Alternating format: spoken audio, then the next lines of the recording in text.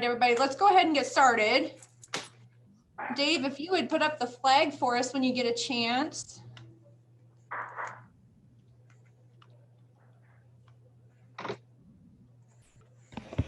All right. I pledge allegiance to the flag of the United States of America and to the republic for which it stands, one nation, under God, indivisible, with liberty and justice for all. Hello, All right, it's Noelle. I just apparently can't work my phone and accidentally hung up on the meeting. It's okay. All right, Dan, go ahead and lead the invocation for us, if you would, please. Yes. Father, first of all, thank you. And we just appreciate your love, your peace in our midst. And our nation right now needs your touch more than ever. We'd ask that you would bring that to us as a country, as a nation, that we would recognize how blessed we are and have been. We ask that you'd be in our midst today, guide us. Thank you again for our ability to serve our county, our people. We just thank you for all that you do. In Jesus' name. Amen. In Jesus. Thank you. I'm sorry, you got to see this. Okay, go ahead and share real quick. That's frightening. What? It's arms stand off the door of house floor.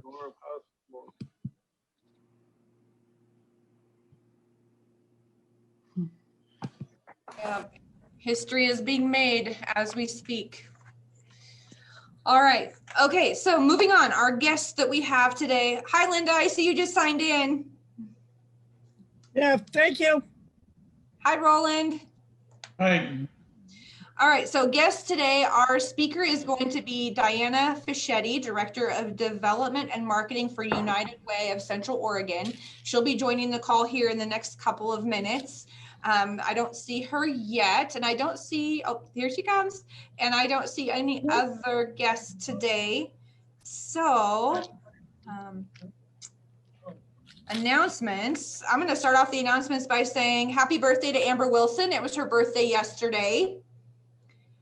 And then my next announcement is Redmond Chamber of Commerce. Get it on your calendar. We've got Coffee Clatter coming up January 22nd from 8:30 to 9:30 in the morning, and it will be a virtual event. So I just want to get that on your engagement calendar. Hi, Diana. Welcome. Oh, you're on mute. Thank you for having me. Hi. Hello. Okay, we're just going to run through a couple more things and then I'll give you the floor, okay? Wonderful. Thank you. All right. So next up, we have Happy Dollars. Diana, I believe I sent an explanation on Happy Dollars in the email, so everybody should know what that is. So who wants to start us off? Who's happy today? Cindy. Oh, you're on mute.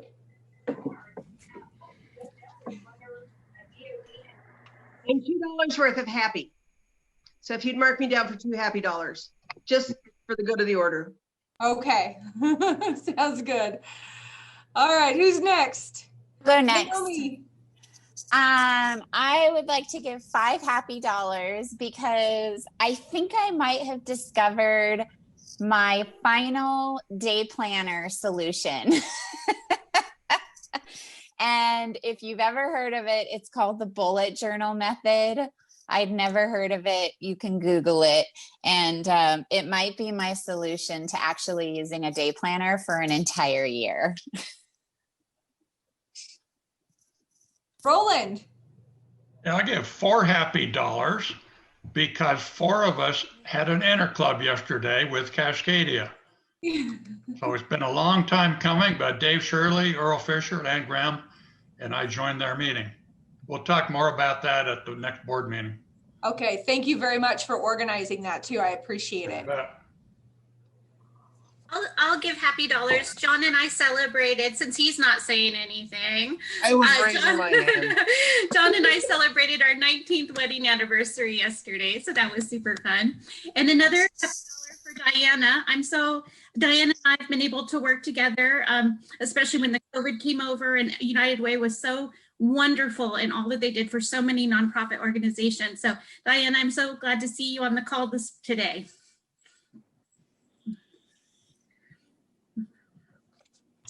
Congratulations on 19 years.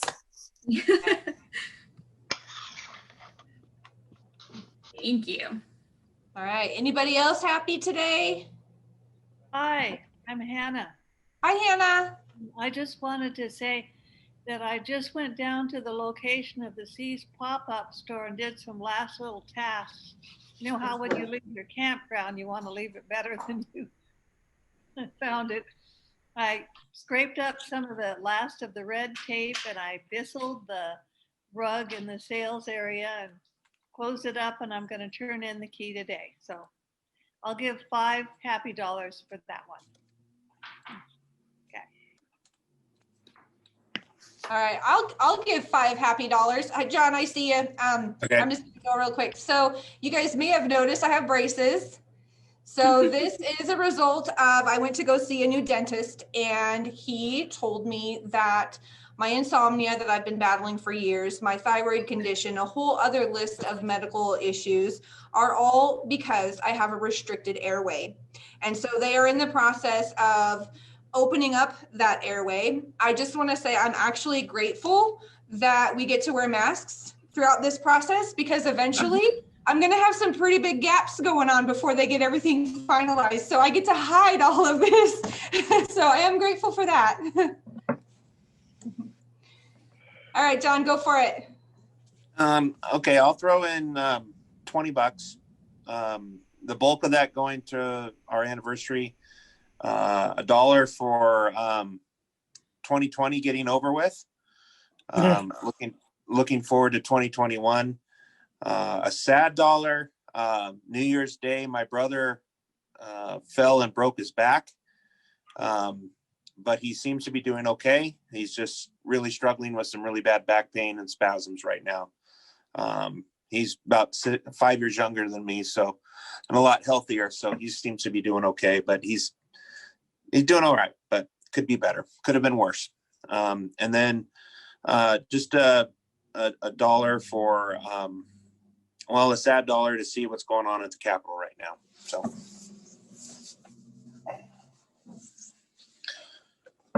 All right, anybody else before we move on? We do have a visitor. I see that Linda is here. Sisters, how are you, Linda? Pretty good. Yeah. Glad to be able to join you for once. All right, Dan, what are you happy for today? Well, I'm happy my wife is over in John Day with her mother, having come home from the hospital 2 days ago. After 3 weeks plus, she had surgery but is recovering, and we're thankful for that. We're getting her settled back in her house with a little help. Just thankful $5 for Jerry's mom being home.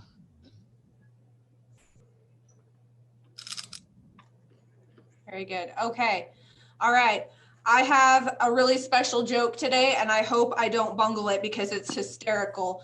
And I'm really sad there's not more people here to hear it today. But question is, what do you call a Frenchman who is wearing sandals? No Googling it. What do you call a Frenchman who is wearing sandals?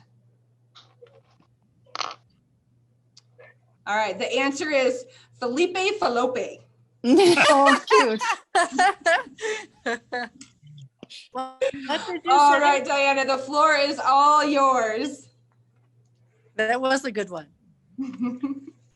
Well, thank you so much for the opportunity to talk to you today. And I wasn't sure how to volunteer my happy $1, but I'll do a happy $1 for the opportunity to speak to you all today. So Rachel, you can tell me how to get that over to you.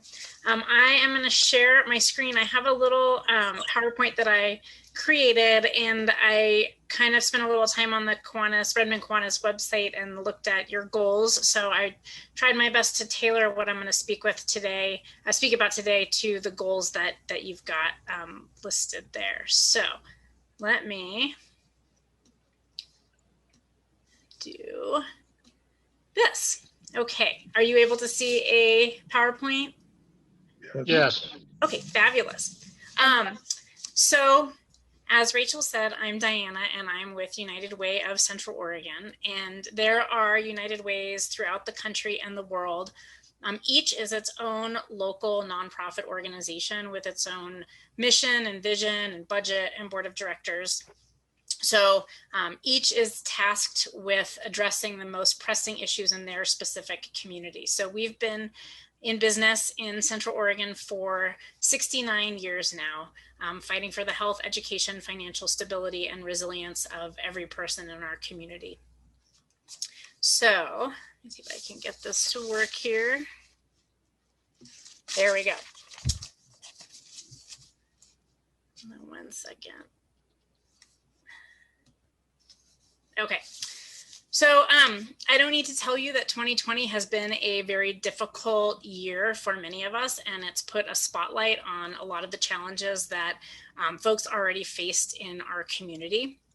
So we know from a study that we do every 2 years with other United Ways in the Pacific Northwest that nearly 40% of folks in Central Oregon were living on the edge before COVID-19 hit. So this is a study of financial hardship that looks at how much different household compositions are making compared to what the actual survival budget is in that specific community.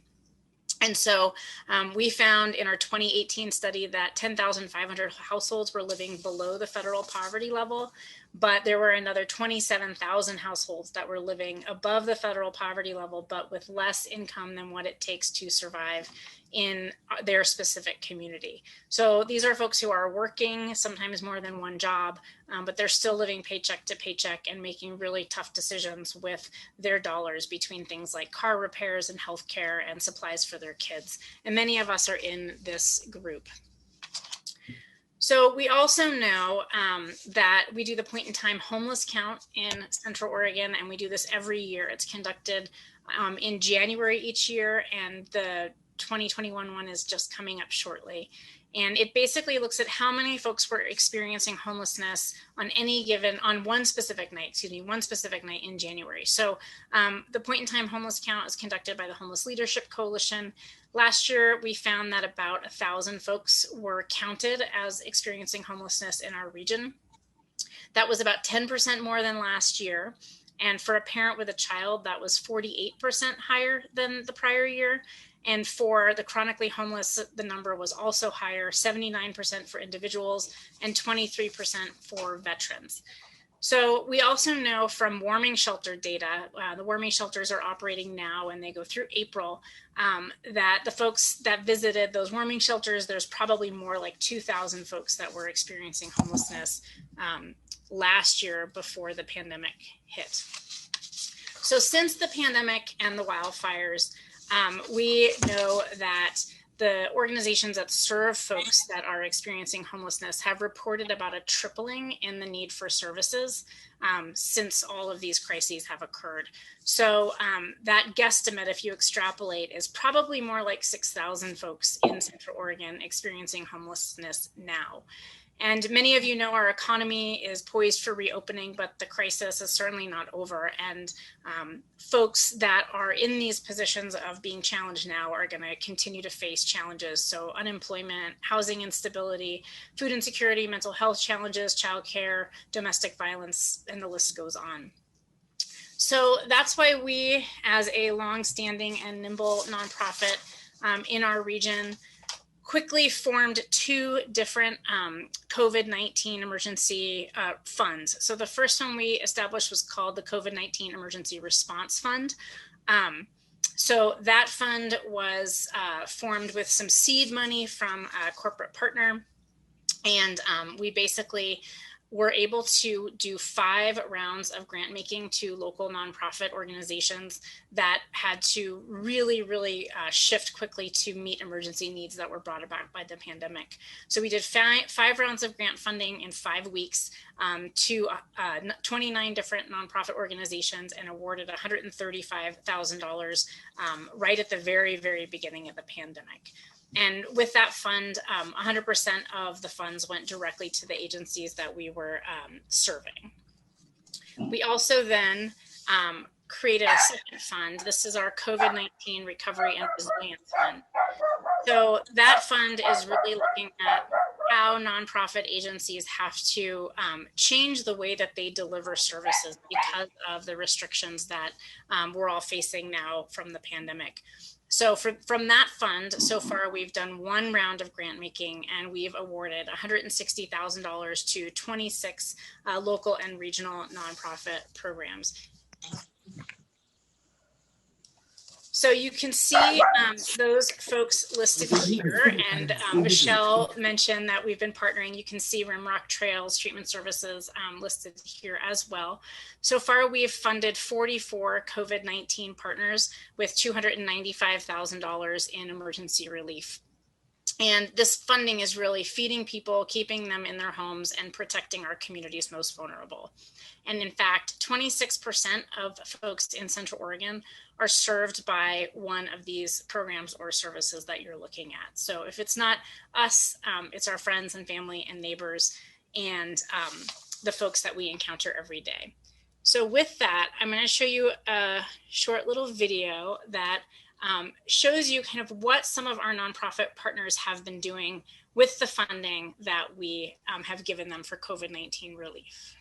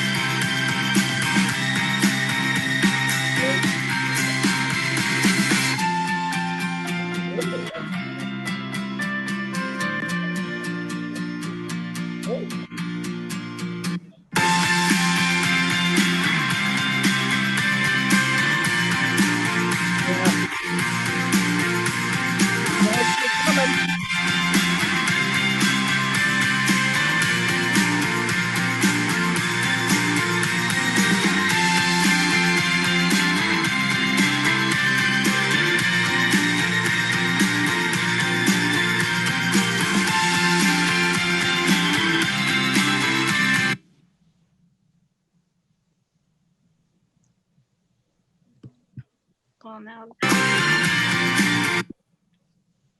let's see here.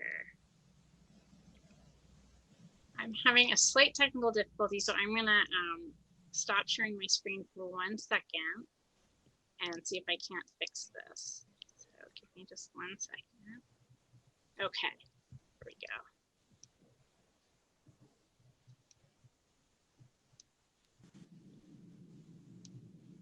Sorry about that. So hopefully you enjoyed that video. I've finally gotten to the point where it doesn't make me tear up a little bit every time I watch it, because I think it is really just touching to see the huge impact that our community has had from the work that we've done related to COVID-19.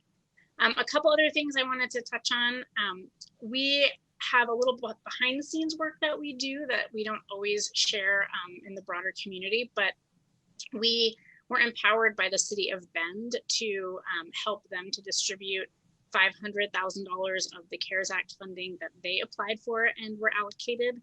And additionally, we were tasked with distributing over $260,000 of federal and county emergency food and shelter grants within Deschutes County. Many of those funds also came from the CARES Act.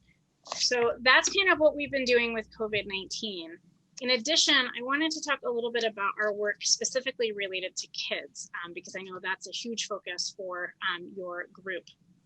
So we are working to reduce disparities and increase equity, not only through the grant making that I just shared related to COVID, but also through the Traces movement. So this is a group of about 150 different partner agencies, individuals, and entities that are all working together to build resilience in individuals and families in our communities. And this is a region-wide effort, and it's a collective impact effort.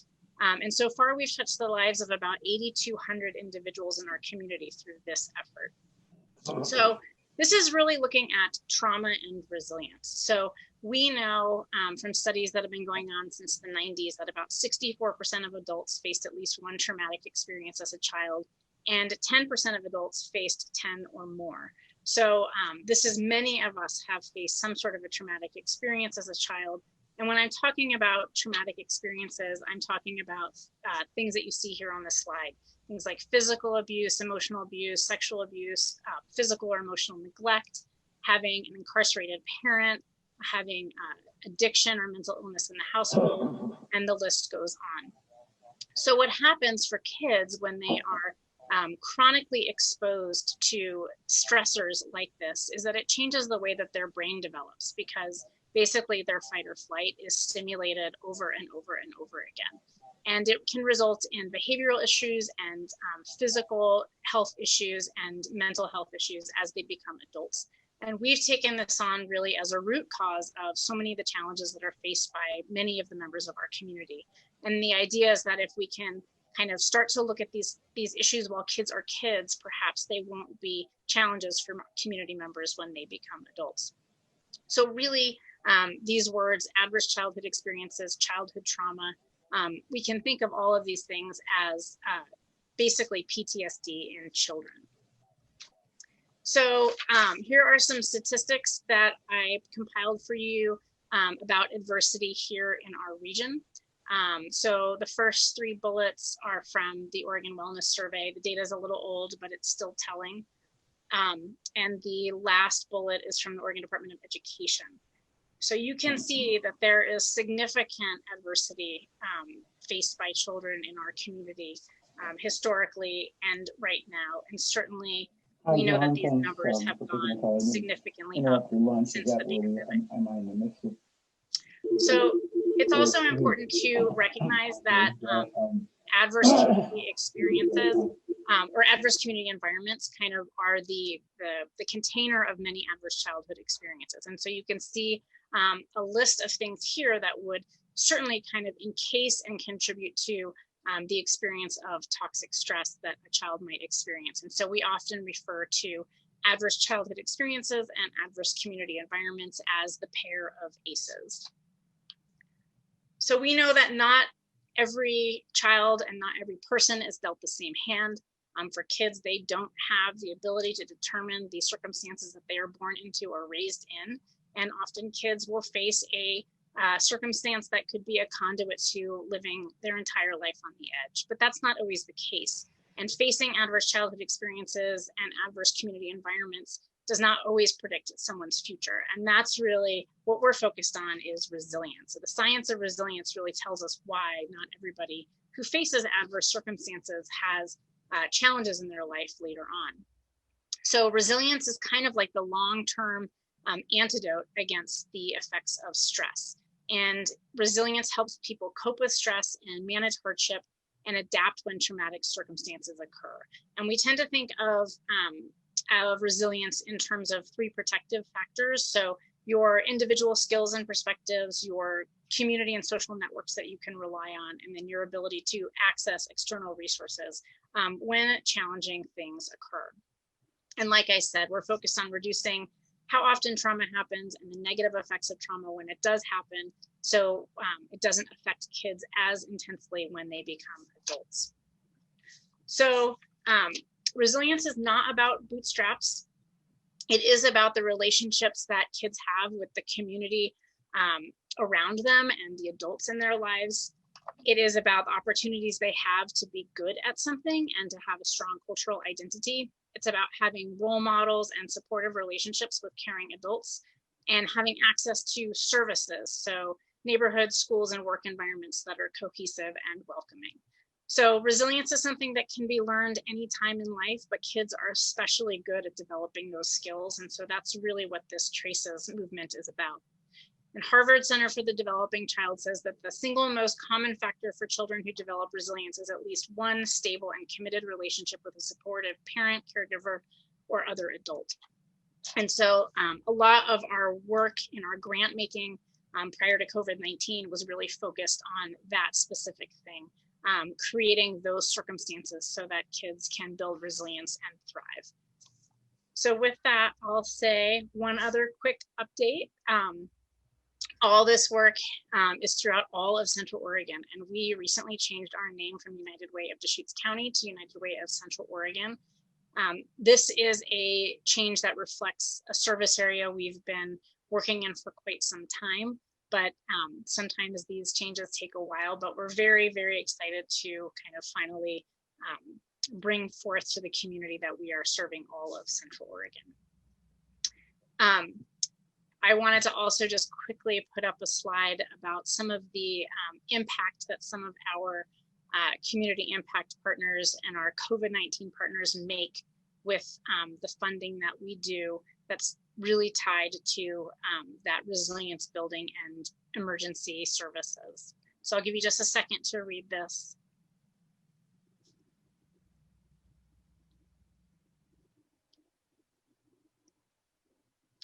So with that, I'll stop sharing and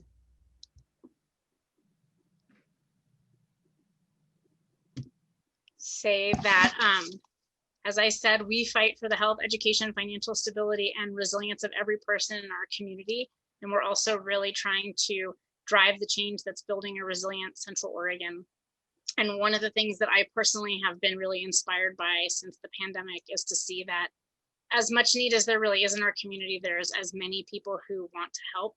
And that's been really, really inspiring. And so we're just very grateful to see how much our community has stepped up. And none of what we do would be possible without that. And I'll just close by saying, along those lines, when the pandemic first hit and lots of folks got their checks from their CARES Act checks, I had over the fence conversations with my neighbor, over Facebook conversation with friends, and many of them donated their stimulus checks to folks in our community and to programs in our community or to United Way to help those that are in greater need. So with that, I'll turn it over. I don't know how much time we have for questions exactly, or if you have any, but I'm happy to answer anything that I can. Diane, Earl Fisher, I would like to thank you for your service. Having served on a United Way board in Columbia County for a number of years, I really appreciate what you folks do. Not only the organization, but the people who staff it. It's not something you're going to get rich at. So I appreciate all your help in doing that. also know that the Kiwanis Club here in Redmond goes and picks up food, much like the Redmond Food Drive does, every other month. And we're trying to do what we can to impact the food insecurity that happens to be at this time. And it's only going to get worse over the next couple of months. So thank you very much for your help. Thanks for saying that. And it's interesting you mentioned staff, because Ken Wilhelm, who's our executive director, has been in this role for 30 years. And Jane, who is our finance and operations director, has also been at this United Way for 30 years. So there's really strong dedication within the staff. And it's really rewarding to do something that makes the world a better place. So thanks for saying that.